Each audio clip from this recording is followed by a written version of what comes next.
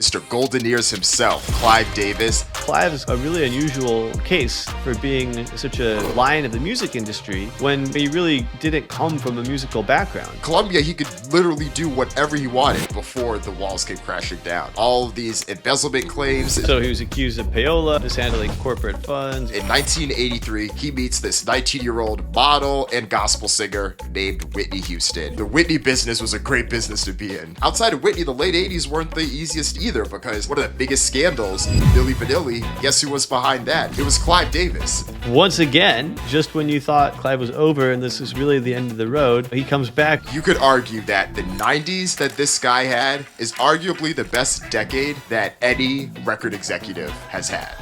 5 Grammy Awards, an induction into the Rock and Roll Hall of Fame, an endless list of hit song after hit song after hit song, and a resume of artists worked with that make it impossible to tell the story of music over the past 60 years without mentioning the name of Clive J. Davis. The man has done it all. His fingerprints are everywhere, and it's why he's the focus of today's episode, which is our latest installment in One of Ones.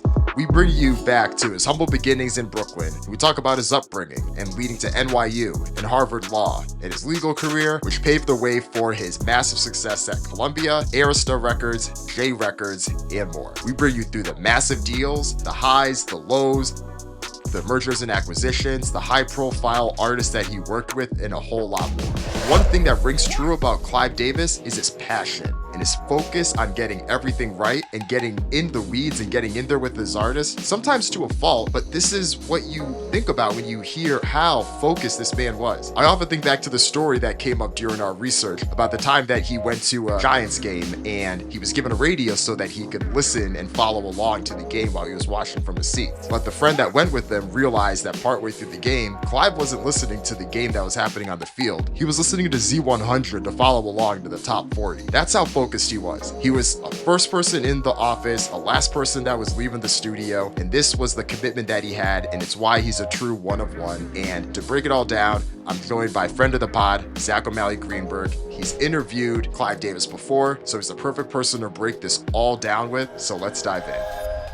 All right, today we're going to do a deep dive on Mr. Golden Ears himself, Clive Davis, and I'm joined by Zack O'Malley Greenburg. Welcome back, man.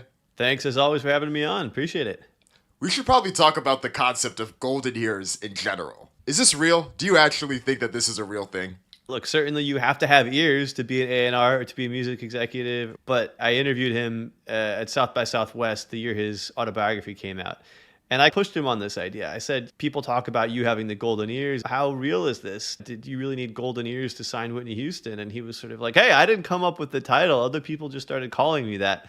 The thing that really makes him a one of one, it's what he does with them. Clive's a really unusual case for being such a lion of the music industry when he really didn't come from a musical background.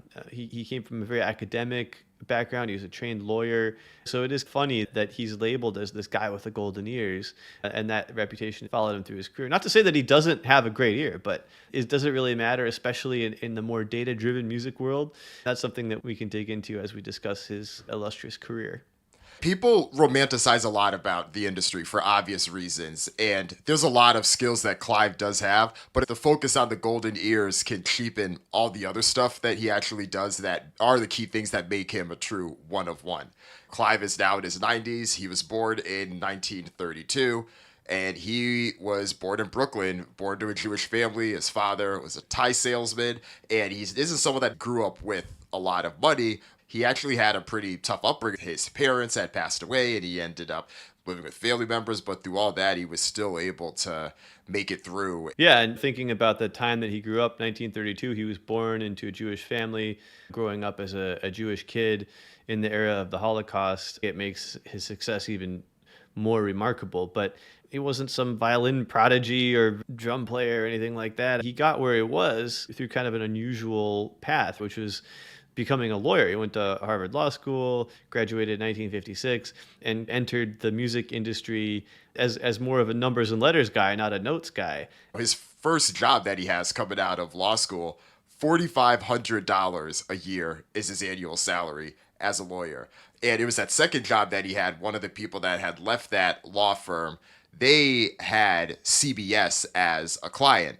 And at the time, Columbia broadcast had a music side of it, which was CBS Records. They wanted someone to be an assistant general counsel. Clive was honest. He wasn't necessarily excited about those couple of years being in law, but clearly the transition to music did work in his favor quite well. There's this great moment in his autobiography when he's on this road trip with some friends, and they're talking about how unattainable like a six-figure salary would be. And I mean, obviously that's a lot more in those days. It just goes to show he didn't necessarily think that he was going to be this big shot hiring music executive. It was a different world back then. And he was still pretty young when all of this was happening too, because he was 28 years old when he got that assistant general counsel job at Columbia. And when he was there, he moved up quick. Within a year, he's general counsel. And then by 1965, he becomes general manager. He's also administrative VP there. And he has a lot more influence in terms of where things are going. And then by the time he's 35 years old, he becomes president of the record label. And this is interesting to talk about now when there's definitely some bit of controversy about 30-year-olds that are running major record labels. But what works for Clyde at this point is that he is starting to lean into and look at genres that other people just aren't. Blues, jazz, but the big genre for him was rock and roll. And something that he's often spoke about as the transition point for him was him going to the Monterey Pop Festival in 1967. So this is a big music festival, but before Woodstock. But still, this is the whole Summer of Love era. You knew what the vibe was. And as Clive Collins said, he was the only record executive that was there. Something that's baffling to think about now, that you would have a record executive at an event like this. But he sees a number of artists that are now considered legendary. Jimi Hendrix is on this lineup, The Who, Simon and Garfunkel, Otis Redding, the Mamas and the Papas. But the one that broke the show was this group called Big Brother and the Holding Company, and the singer of that group, who is none other than Janis Joplin. I would argue that even more than his ears was the genius of Clive. So when he saw Janis, yeah, of course you hear Janis Joplin, you're going to want to sign her. But I think it's just the knowing where to look. I love the story that he told me about when they signed the deal, and she was this very informal, crunchy, happy-go-lucky person, and they signed the record deal. And she actually propositioned him to sleep with her after they signed the deal because she felt the deal was too formal, and he politely declined. But that was her deal. You could argue was also the big turning point for him in his career, from being countered to more of an A&R. The offer that he could refuse. The offer, I want to share a few quotes here because Clive had done this interview with the LA Times in 1996, and he describes seeing her as, quote, "She breathed fire. She was like a whirling dervish who overwhelmed with passion." And based on some of the reports that came out, she was already, that group, the Big Brother, the holding company, was signed to a deal. Clive paid $250,000 to buy her out of that contract, sign her specifically to Columbia, and then made her a star. And it wasn't just her. He did this with a lot of artists that either came from that festival or others. The same way that you and I were talking about how the Adidas executives went to the Run DMC concert and went back and was like, we should really focus on this thing called hip hop. This is what Clive was doing with rock and roll in the late 60s. And it worked well. He was able to snatch up a lot of these acts at a very cheap price, and Columbia saw the numbers and everything soar. The label jumped from number 3 in market share. In 1965, they were behind RCA and Capitol, and they were number 1 by 1968. He really did have a knack for figuring out which producers and writers to put with which acts, that we've seen in a lot of really successful music executives over the years, maybe like a Berry Gordy or a Puffy. Obviously, that's now a tainted topic, but he's somebody who had some connections to Clive over the years, which we can get into. But I think it's that ability to not only recognize talent, but to recognize other talent that you can put together with the talent that you sign, and to continue to elevate the biggest names of this sort of nascent genre of rock and roll in the Summer of Love era. If we fast forward to the early 70s, at this point, 72, 73, so Clive is in his 40s, Columbia is doing great. The record label has 25% market share, a market share number that is honestly probably close to double what any individual record label has today in the industry. So it's really impressive. He had offers from Elektra and Warner that tried to get him away. You had a young David Geffen that was trying to come up under him and partner with him.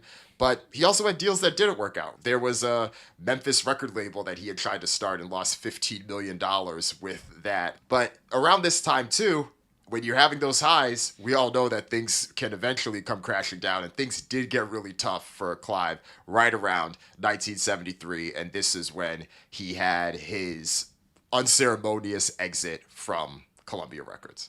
Yeah, so he was accused of payola, mishandling corporate funds. He was even temporarily suspended from the New York bar. He was accused of misappropriating company funds to pay for his son's bar mitzvah. As we've seen with many of our ones of ones, they reach these points of like, how do you come back from that? He became an entrepreneur out of necessity.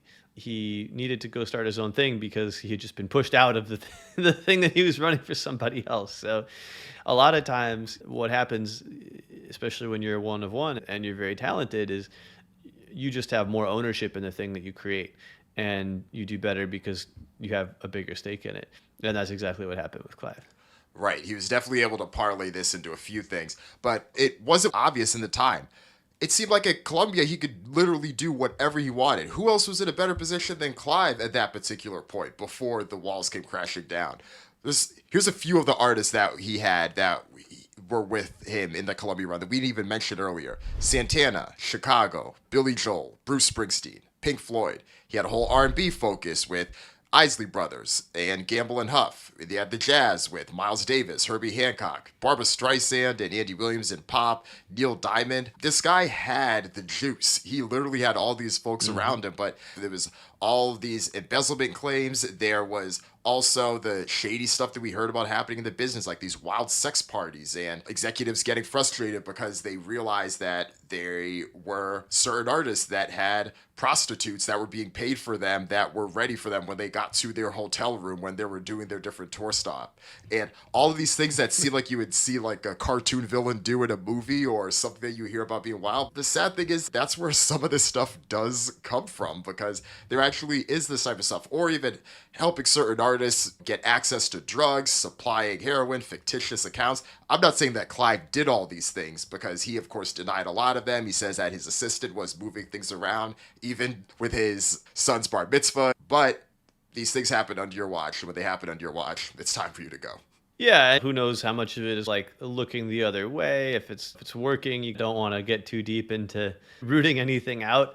If things are going well for you and your artists are happy, I think even when we look back a couple of decades in the music business in the 90s, we're like, whoa, that was a wild time. None of that would fly these days, and things have become so much more buttoned up. But think about how it was in the 60s and 70s.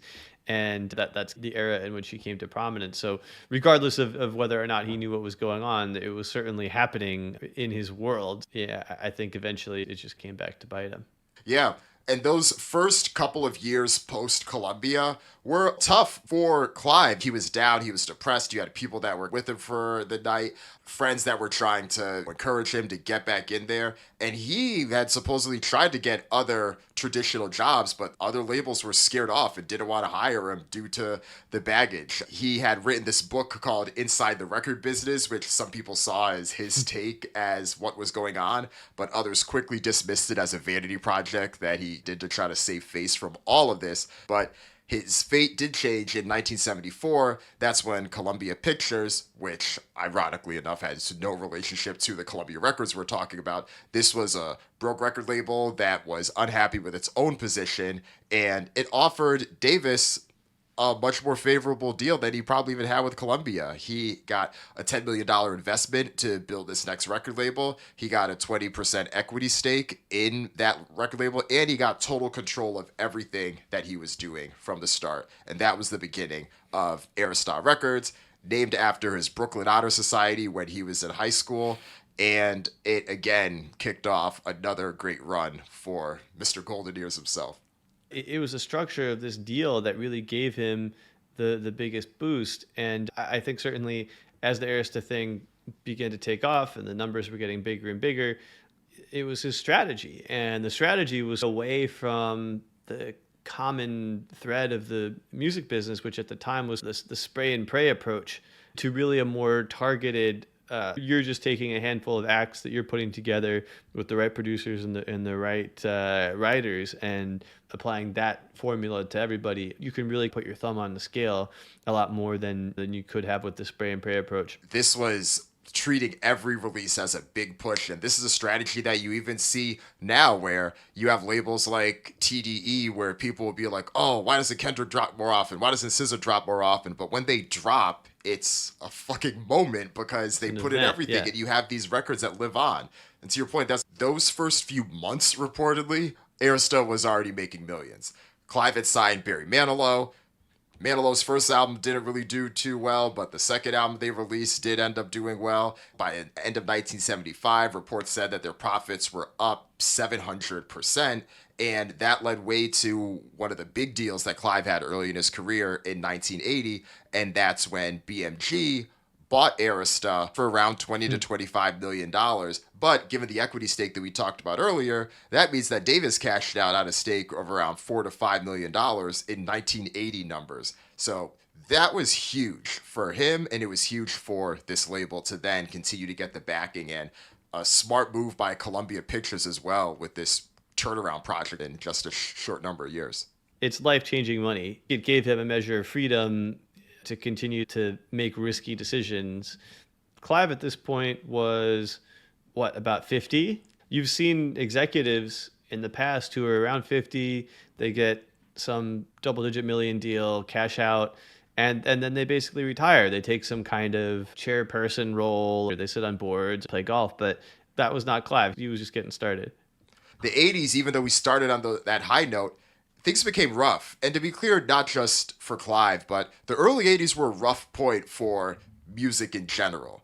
There were other things competing for attention. You're talking about the rise of video games, rise of cable TV, VCRs and home access to tapes, and all of these other things that would normally capture the attention. And then plus the decline of disco, even though Clive wasn't necessarily a big focus on disco, did take a hit on a lot of artists, especially a lot of the artists that Clive did sign and have a relationship with a number of black artists. And black music also took a considerable hit in the early 80s too. And the business also reflected that. 1982, even though Arista had those high of highs, it lost $30 to $40 million reportedly. And BMG just wanted to get this thing off of their hands. They were wasting any time, so they sold their 50% stake in the business to RCA. And it was a pretty low number, right? Yeah, it was a pretty low number. It was 0, I believe. That's a wild situation, and it reminds me of some of the deals that we've seen over the past decade or so with media brands, right? And people just want to get a liability off their hands. And in this case, getting Clive, it was more of an acqui-hire, a very cheap acqui-hire. And for RCA, great for Clive. He cashed out, he got this money, and then he was able to roll into another big deal. And he certainly got some help from arguably the most influential artist he ever signed. In 1983, he meets this 19-year-old model and gospel singer named Whitney Houston.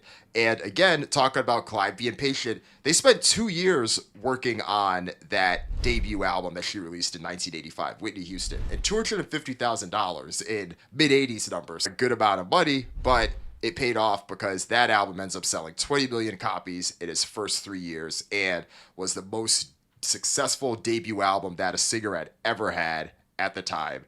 Arista doubles its sales from 1983 numbers to 1986. And another smart thing that Clive did, he then negotiates more profit participation for himself as part of these deals. In his contract, the ability to spend 15% of his time on non-Arista projects. Some of them flopped, like he had a musical that he had that was in the works. He also had a picture deal with TriStar that nothing came from. But the Whitney business was a great business to be in. For sure. And again, you don't have to have golden ears to pick Whitney Houston, but it's really more in the strategy. You're sitting on this immense talent, but you're just waiting until you get everything perfect just so she can have this most incredible superstar debut. And it's exactly what he did. And that's the brilliance. That's a genius. And negotiating profit participation for himself much more than any kind of golden ears. There was claim that he did help pull the strings for Whitney doing the Star Spangled Banner at the Super Bowl in the early 90s. But there also is the common pushback where people do feel like Clive can take more credit for things than he probably should. One of the knocks on Clive that people had is that he rolled up his sleeves, he got in the weeds, he made it very difficult for certain artists that didn't necessarily want that. He didn't necessarily play nice with the higher ups, and I do think that a lot of his interpersonal challenges with people over the years is certain things that probably led into some of the smear campaigns that continued even after he left Columbia, or even some of the things that were challenging for him during the Arista days. But Clive, as revered as he was, he definitely had plenty of people that either weren't a fan of working with him or weren't necessarily a fan of being in his system, knowing that Clive was a lot. It must have come as a bit of a shock or to some of the folks who were being exposed to that for the first time. What is this non-musician doing, getting his hands all up in my business, in my music? Who does this guy think he is? It's maybe hard to really think about that from our perspective now, when Clive is such a musical legend and all this stuff and his musical bona fides are established. But, even back then it's like, what's this bean counter doing in, all up in my music? Who's the A&R dancing in my video kind of thing. Clive Davis was the guy trying to be all up in the video. Is exactly what we're saying. Exactly. If he came up and he was just a little bit more spry, probably wouldn't be surprised. But the other thing that you're talking about too is this obsession with the craft that had started at a very early age. And even from the Columbia days, this is someone that would be in the office well until midnight. This is someone that reports said he would leave the air conditioning at the office at what he called meat locker temperatures just to keep the troops alert. Like trying to keep everyone on focus. There was one report here that was interesting. Entertainment lawyer David Broad had told this story that he was swimming in a swimming pool one day and he saw that Clive was looking at the records, especially the bad records he saw that were at the Billboard charts, because Clive's logic was, if those records are bad, then that means that the promotion guy is really good that's working on that. So he had all these interesting ways that now probably seem a little bit straightforward, but still, he was always one step ahead of where things were and always just willing to find the edge and put in the work to make it happen. Absolutely. And if you take that approach toward what's the worst record, the highest up on the chart, you could end up with some kind of cringy signings, which of course Clive also did over the years. And as we often say, the winner gets to write the history, but there have been quite a few flops in there, in addition to the Whitney Houstons of the world. Outside of Whitney, the late 80s weren't the easiest either, because one of the biggest scandals, Milli Vanilli, guess who was behind that? It was Clive Davis. And that is another one of the ultimate he said, she said about the lip singing controversies. If you ask Clive, he says that he didn't know that they couldn't sing. But again, this is Clive Davis. How do you not know these things? And he's just like, hey, we were just the ones trying to distribute this thing and help put it out and make it as strong as it could. Even though Milli Vanilli themselves took more hit from it, Clive had to take that one on the chin too. Yeah, although it does seem quaint for that to be a scandal in today's world. You think about all the lip syncing that occurs. We talk about how wild the music industry was back in the day. As controversies go, this seems like one that would not really have registered so much in the current moment. Not at all. Not at all. It probably would have been a viral video that happens for a day, but people are going to move on to something else within 48 hours. It was a big deal back then, and I think does give credence to the idea of Clive being somebody who had a Teflon quality to him. He reminds me of the Al Pacino Godfather quote from Godfather Part 3. Once I thought it was out, they pulled me back in. They pulled back in. That literally is Classic, Clive, because even though the late 80s were tough, you could argue that the 90s that this guy had is arguably the best decade that any record executive has had. We talked about Whitney and the Star Spangled Banner and everything there, but The Bodyguard, the biggest soundtrack of all time, one of the best-selling records of all time. It won the Grammy for Album of the Year. It put Whitney on the map. The remake from Dolly Parton's I Will Always Love You is the signature Whitney Houston song, and it is one of the biggest hits of all time as well. And Clive was meticulous with that and working with Whitney to make that happen. And before we even get to the other stuff, we should just pause there, because it's hard to even just recap how big that album was. You know what it reminds me of? It reminds me of Tom Brady. And how many times, probably for the whole second half of his career, everybody was like, this guy's only got a couple years left. I remember I think it was 2006 or 2007, right before the Patriots got Randy Moss. And he'd been in a bit of a drought, and it was like, this guy, I don't know. And then they got Randy Moss, and it's like, holy shit, it's like he's the greatest of all time. And I think in a way, maybe Whitney was Clive's Randy Moss. He's somebody who was being counted out for the entire second half of his career. And some of his biggest success in terms of particular eras, was really toward the end. And even when people thought that he was way too old to be relevant in what is really a young person's game. And similar to Brady, there's probably 3 Hall of Fame careers in that one Hall of Fame career.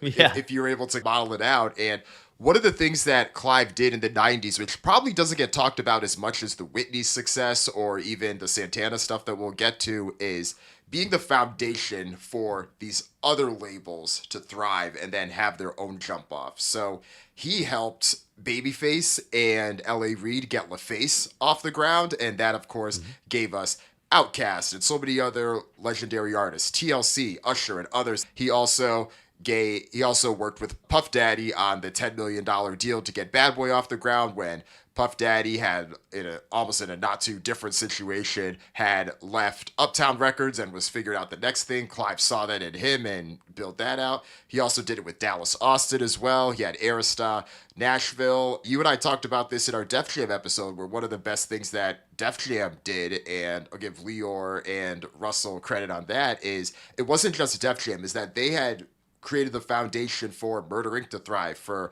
Rockefeller to thrive, for all of these other subgroups where it's, instead of just trying to take everything, being like, hey, okay, you're the tastemaker, Jay-Z, okay, you bring your own crew, go do your own thing over here. You're doing the same thing over there, Ja Rule, so on and so forth. And that's how you're able to continue that influence, because sure, you may not be as deeply connected as Jay and Damar, let them do their thing. Or the same thing with Ja Rule and Irv Gotti. That worked really well and just continued to help the legacy and a whole generation of people that essentially came from the Clive Davis tree. Yeah, for sure. Clive has been on record, admitted he didn't really ever fully understand hip hop. But I think the thing is, he saw that it was the future, right? It's more seeing what everybody else is reacting to, just as he did in the sort of Summer of Love era with Janis Joplin and them, that sort of rock and roll coming up in those days, similar to where hip hop was in the 90s. And he was able to move in there and push forward and make deals, even though it wasn't necessarily his genre of choice, but he saw how important it was to this generation and the potential of hip hop to get even bigger going forward. And Puff was essentially the big gamble on that. When he first worked with Puff, he had signed a 5-year 50-50 ownership deal between Arista and Bad Boy. And Clive gave Puff a $700,000 annual salary, $6 million advance, a $50 million line of credit, and a $2 million sound studio in Manhattan for him. That's a lot of money in 1990s dollars to put towards someone that is leading in a genre that you admittedly don't know anything about. Clive definitely can be a bit of a loose hand when it comes to spending money, and that is one of the knocks that he's had. But when he's right, it's right. It leads to the massive success numbers that you and I have talked about when we had talked about the Bad Boy episode. It leads to the 40 million copies sold of the Bodyguard soundtrack and the reported $200 million in profits that came with that. This is the outcome and the output that you get. Yeah, and it's the kind of decisions you can make when you feel secure in your position, when you've got that big exit under your belt already. You don't want to lose your job, but you're comfortable making these big risks, and the risks that, if they pay off, will not just secure your job, but secure your legacy as one of the all-time greats, as a one of one. Of course, that didn't really stop his bosses from wanting to replace him, though. Definitely not. Definitely not. Because even in the late 90s, this guy's still having his hot streak, because he ends up reigniting the relationship that he has with Carlos Santana. Of course, Carlos Santana releases the album Supernatural, one of the biggest records. And I think it's still a record that holds so much weight with any legacy artist now that is releasing music and wants to make their comeback. Everyone still has that glimmer of hope that this could be their own Supernatural, right? Smooth is huge. They literally sweep the Grammys. Clive is on stage. It's that perfect mix of old and new. It is the Clive Davis creation. Even though he had this success, even though Arista was continuing to do his thing, the higher ups wanted some fresh blood, and they didn't want a 66-year-old man running the record label. So they gave him the Joe Biden and pushed him out. Yeah. And it's hard to believe, how can somebody who was pulling in that much revenue, and the criticism was that the profits were too low. How's that even possible? I guess, though, when you look at some of the budget, some of the numbers like we were throwing out there on the Bad Boy deal and some of these artists were doing, it wasn't cheap. Think about the music industry at this point in time, in the late 90s. That was the peak of the music business. The writing was on the wall. The internet was here. File sharing was here. And just having the biggest acts didn't mean that you were actually going to make money. In fact, a lot of having the biggest acts in those days meant that kids were just going to go start taking the music for free online. And so if you had these big acts that were not able to monetize online yet, and you were still spending all this money, you were in a rough spot. So I think that probably was some of the context for what went into BMG wanting to replace Clive. And as we see that happens with Clockwork, when there are big transitions and disruption that's happening in this industry, industries are going to want younger blood in there, even if the 50 to 60-year-old person shows that they may be quote unquote on it. It's not quite going to be enough. And the person that the BMG executives want to lead Arista is Clive Davis's own protege himself, L.A. Reid. BMG, they had sent L.A. Reid to this Harvard Business School 9-week executive leadership course. They pushed out Clive and they replaced him with his protege. Yep. It's funny how that tends to happen in this business and in a lot of others. But once again, just when you thought that Clive was over and this is really the end of the road, he comes back with another enormous deal with J Records, $150 million deal. Maybe this is like the Gronk era. You're calling Clive Davis Tom Brady, with a whole bunch of other artists, whether it's Alicia Keys or Maroon 5, and going into the new millennium. And those were all huge records. So Clive, and it's almost weird to think now because I know that people start independent labels all the time now, but it's hard for them to have an album that's literally considered the biggest album of the year when they do it. But when you're Clive Davis, it's a little different. So he starts this indie label. It still has distribution through BMG, but he starts this indie label, and Songs of A Minor sold well over 10 million copies. Songs About Jane is still often looked at as like the best Maroon 5 album. He had the big Leona Lewis album that had Bleeding Love, a couple of Busta Rhymes albums on there. It was huge, and in Clive fashion as well, BMG then acquires the remaining 50% stake in the label, which of course works out to Clive's favor again. And yeah, it just continues to set off this great run where this guy in his late 60s, early 70s is still in it. He is still in the game, still in the arena, making moves. Yeah, this is a point in time in many music executives. We talked about being retired at 50 with the big exit, and you're late 70s, grew up in sex, drugs, and rock and roll. They maybe didn't take the best care of themselves, but they weren't retired. They were dead. And here was Clive relevant. And even as he faded into more of a chairman, which is what he's been doing at Sony Music, chief creative officer, the guy's 92. He still throws this Grammy party. That's the hottest ticket in town. I think he started throwing it in, was it 1976? Yeah, 76. So 48 years strong. 48 years strong. They throw it at the Beverly Hilton Hotel, always the night before the Grammys. It's not like an intimate gathering. It's in this grand ballroom that you can fit probably about 1,000 people in. And if you're on the fringes of it, these big tables and the press, the lowly journalists were in the back. And then down in front, you go down some steps, and down by the stages, there are tables with some of the bigger names, and always anybody's there, not just people who've worked with him, but just kind of anybody in the music business who's a big deal. That's one of the ways he continues to put a stamp on the music industry. When you mentioned Jay-Z and Beyonce, what are the hottest tickets? And I still do think the Clive Davis event is up there, because last year they actually didn't end up having the Rock Nation brunch because at the Clive Davis party, they were honoring John Platt. They call him Big John, the CEO of Storied Music Publishing.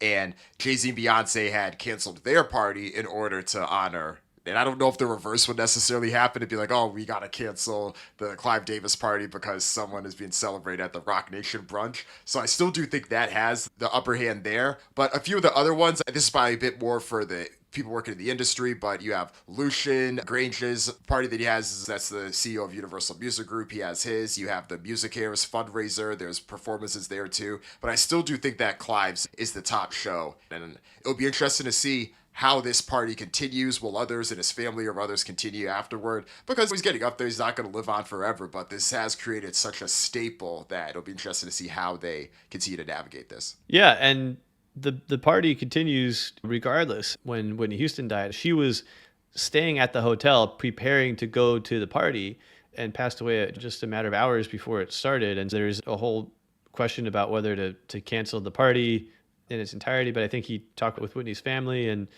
the decision was made to move forward with it. And I just remember the party sort of being this launching point for the rest of the Grammys, just being this like collective mourning session for Whitney Houston, not just for people in the music industry, but throughout the country, throughout the world. And I think set the tone in bringing all the proceedings together and reorganizing on the fly to be just this immense Whitney tribute. And that's one that continues to come up in controversy. Like I saw Lil Boozy was quoted in something, and I don't think that he was necessarily at the event, but he was quoted in an interview a couple weeks ago talking about how annoyed he was about Clive Davis for continuing to have his pre-Grammy party that night. This topic continues to resurface, but it's one of those things where even if Clive honors the wishes of the family, people are always going to have their own opinions, right? And as you and I talked about in the Grammy episode we did, that was one of the few times that year, 2012, when the Grammys ratings had exceeded the Oscars ratings, because we all knew what happened the night before.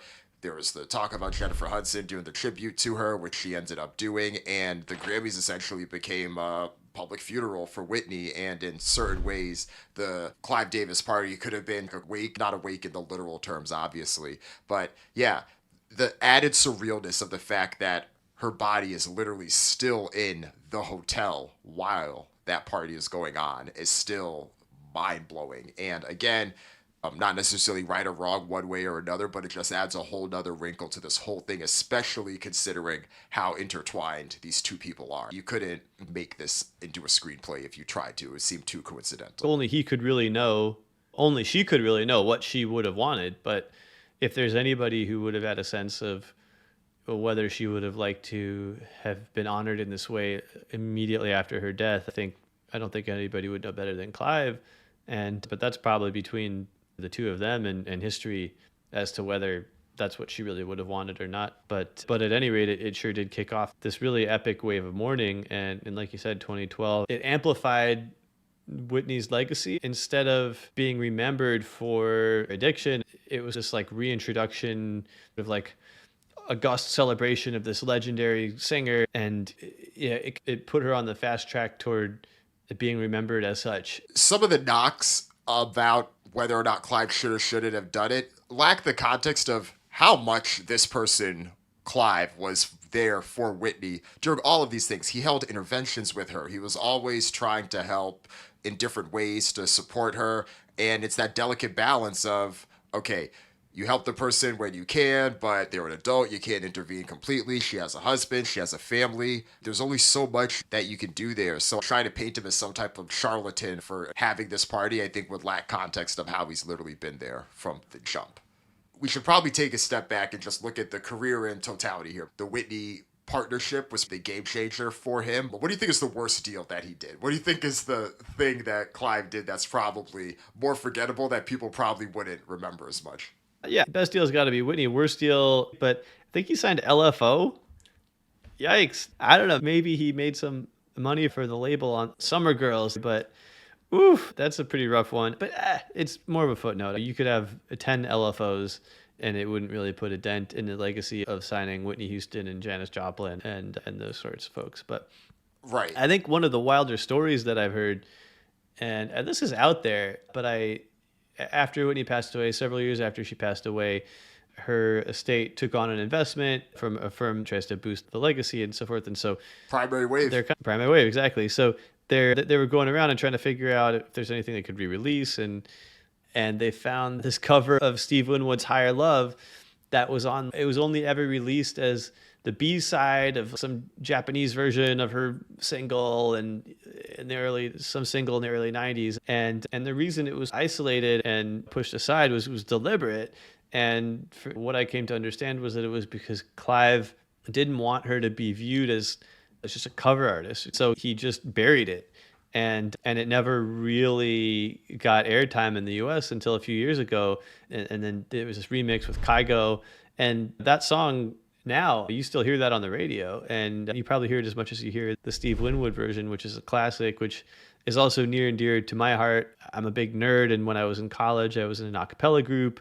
I met my wife in that group, some of my best friends, and in fact, my daughter was born to that song, Higher Love, the Steve Winwood version.